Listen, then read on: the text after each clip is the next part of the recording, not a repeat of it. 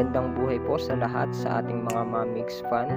Ayan, meron po tayong konting update sa kalagayan ng ating cutie mahal. Kung nasaan nga siya ngayon dahil alam naman natin pumanaw na po ang kanyang ama. At meron nga pong vlog si Tatay Jet, ang kanyang manager, tungkol sa ating cutie mahal, sa kung anong nangyari na nga at ano ba ang ginagawa ni Mahal ngayon. At ito nga ay ginawa ng vlog ni Tatay Jet at ang kauna-unahang video nga nito. At ayan, ilalagay ko sa baba ang pangalan ng channel name ni Tatay Jet dahil ayon din sa kanya i-update niya tayo sa kalagayan ni Mahal kung nasaan siya at kung ano ang ginagawa niya. At salamat din sa kanya dahil hindi na mag-aalala ang mga supporter ng ating Mamigs.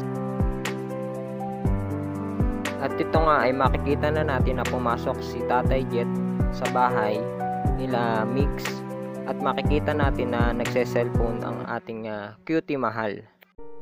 At ito nga ay nilapitan ni Tatay Jet para makausap na personal si Mahal kung ano ang kalagayan at kung ano ang update, kung makakapunta ba siya sa Tandang Sora sa kanyang tatay o ama. At dito naman ay makikita nyo si attorney na naglilinis na naabutan ni Tatay Jet nung siya ay pumasok sa bahay ng ating attorney Migs Molino.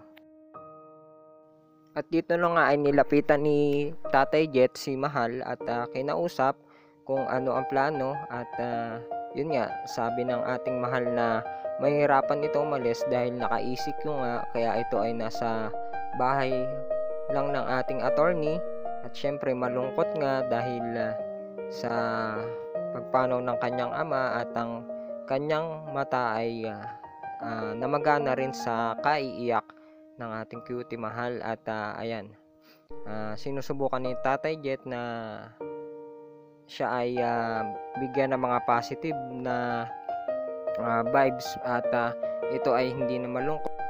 At dito nga ay pinipilit naman ni Mahal na ipakita na siya ay okay lang, pero syempre lahat naman ay may pinagdadaanan kaya hindi maiwasan ni Mahal na malungkot sa mga panahon ngayon. At sinabi pa nga ng ating Tatay Jet, ang manager ni Mahal, na kapiling na ni Lord ang kanyang tatay at wag na siyang masyadong malungkot. At maraming mga payo na binigay si Tatay Jet, kaya sana ay mapanood din natin ang vlog ni Tatay Jet, suportahan din po natin siya.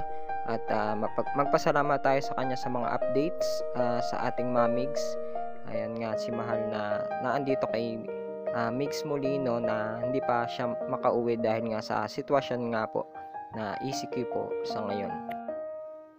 At yan nga po ang mga ilang larawan habang kinakausap ni Tatay Jet ay makikita nyo talagang medyo pagaang mata ng ating cutie mahal dahil nga sa pag-aalala, pag-iyak, ayan.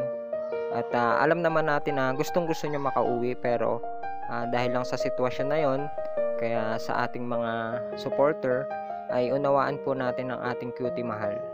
At salamat sa ating Tatay Jet, sa ating attorney Migs Molino na ayan, talagang inaalagaan, naglilinis ng bahay at syempre ayan, makikita natin na kumakain silang mabuti dahil kailangan ng lakas ni Mahal sa mga panahon ngayon na makakain ng husto, ng healthy, at naandyan ang ating attorney. Salamat sa kanya sa pag-aalaga.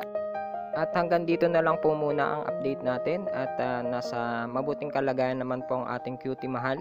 Salamat po sa ating mga Mamigs supporter, sa ating walang sawa nyo pong pagsuporta din sa aking channel. Hindi ko man ma-shoutout po lahat, ay salamat po sa inyong lahat.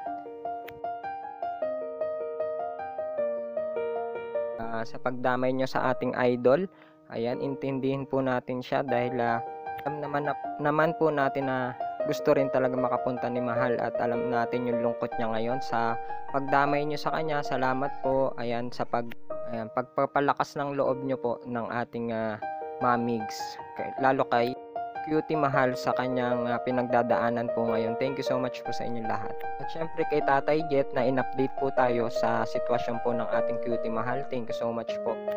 At madali ang shoutout lang po kay Ma'am Asuncion, kay Ma'am Mayan, at sa lahat po, si Ma'am Sandra, sa lahat po ng Mamig supporter po na walang sawa pong sumusuport din po sa aking channel. Thank you so much po, at sana po ay nabigyan ko kayo ng konting update sa nangyari po ngayon sa ating mamigs, kung nasaan po siya. At thank you so much din po sa lahat.